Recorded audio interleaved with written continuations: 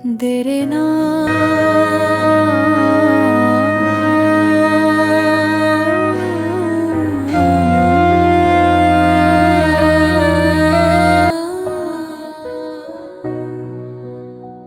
साँझ पर्न लागेको समय आकाश राताम्म भएको गाउँका कच्ची बाटाहरूमा धुलो उडिरहेको त्यही बाटोमा बिस्तारै हिँडिरहेको थियो लालु।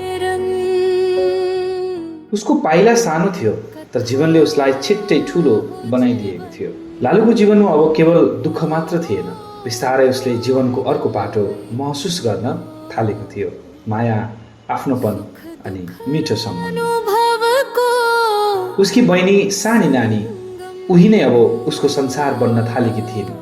आमाको पुरानो साडीले बहिनीलाई आफ्नो ढाडमा बाँधेर लालु हिँड्ने गर्थ्यो जस्तो कि ऊ कुनै जिम्मेवार बाबु हो।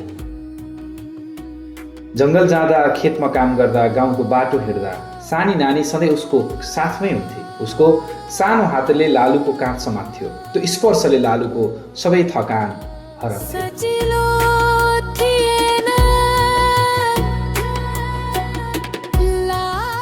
सानै उमेरमा लालुले जीवनका गहिरा पाठ सिकिरहेको थियो। धान रोप्ने बेला हिलोमा घुँडा दबाएर काम गर्ने, धान रोप्ने, मकै छर्ने, गहुँ छर्ने, जाडोमा आलु रोप्ने, यस्ता काम उनको लागि सदा रमाइलो बन्दै गइरहेको थियो। यी सबै उसले खेल जस्तै मानेर सिक्यो, तर त्यो खेल होइन, त्यो त जीवनको तयारी थियो। तर यी सबै बिचमा पनि उसको मनभित्र एउटा छुट्टै संसार थियो। उसको छुट्टै एउटा कला थियो, सङ्गीतको संसार, नृत्यको संसार, जहाँ गाउँको कुनै पनि रमाइला कार्यक्रममा, विवाह, पूजा या मेला लालु बिना अधुरो जस्तो लाग्थ्यो। लालुलाई बोलाउन भन्ने आवाजहरू बारम्बार सुनिन्थे। लालु आउँथ्यो, हाँस्थ्यो, नाच्थ्यो, गाउँलाई केही क्षणका लागि सुखी अनि खुसी बनाउँथ्यो।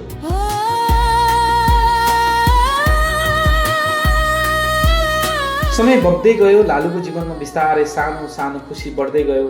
उसले आफ्नो दुःखलाई केही समयका लागि बिर्सन थालेको थियो, तर जीवन सधैँ एकै किसिमको कहाँ हुन्छ र। 2054-55 सालमा गाउँमा चुनावको चहलपहल थियो। मान्छेहरू हातमा कागजका झन्डा बोकेर नारा लगाउँदै हिँडिरहेका थिए। गाउँ उत्सव जस्तो देखिन्थ्यो। त्यो बेला देश नै उत्सव बनिरहेको थियो। तर त्यो दिन लालुको जीवनमा अलिकति सानो आदि बन्न आयो। 81 सानी नानी हराई। एकछिन अघि मात्रै खेल्दै गरेकी बहिनी अब कतै देखिनन्। लालुको मुटु जोरले ढुक ढुक गर्न थाल्यो। आँखा आत्तिँदै चारैतिर हेर्न थाल्यो।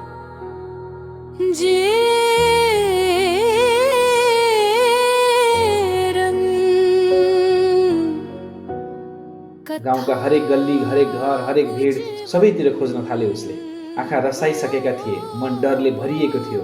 अन्त थाहा भयो, चुनाव प्रचारमा हिँडेका मान्छेहरूको तातीमा साथ लागेर सायद त्यो रङ्गीचङ्गी, त्यो कलरवाला, त्यो अनेकन खालका झन्डाहरूको लहरले होला नानी सँगसँगै डोर्याएर अघि बढेकी रहेछन्। त्यो खबरले लालुको सास फर्कायो। सायद त्यो दिन उसको जीवनको सबैभन्दा ठुलो डरलाग्दो दिन बन्यो।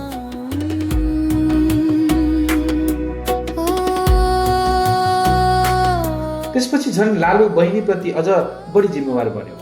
उनीलाई ढाडमा बोकेर झन्डै 4-5 किलोमिटर टाढा उलाई पोलियो थोपा खुवाउन लैजान्थ्यो। आफू बाल शिक्षा पढ्दै गरेको भए पनि घरमा रातमा पढ्ने, दिउँसो बहिनी खेलाउने, कहिलेकाहीँ मम्मीसँग जङ्गल जाने, त कहिलेकाहीँ गाउँघरका गाउँले साथीभाइसँग रमाइलो गर्ने। घाम चर्को हुन्थ्यो, बाटो उकालो ओह्रालो हुन्थ्यो, तर लालु कहिल्यै थाकेन, किनकि त्यो यात्रा केवल दूरी थिएन, त्यो माया र कर्तव्यको यात्रा थियो।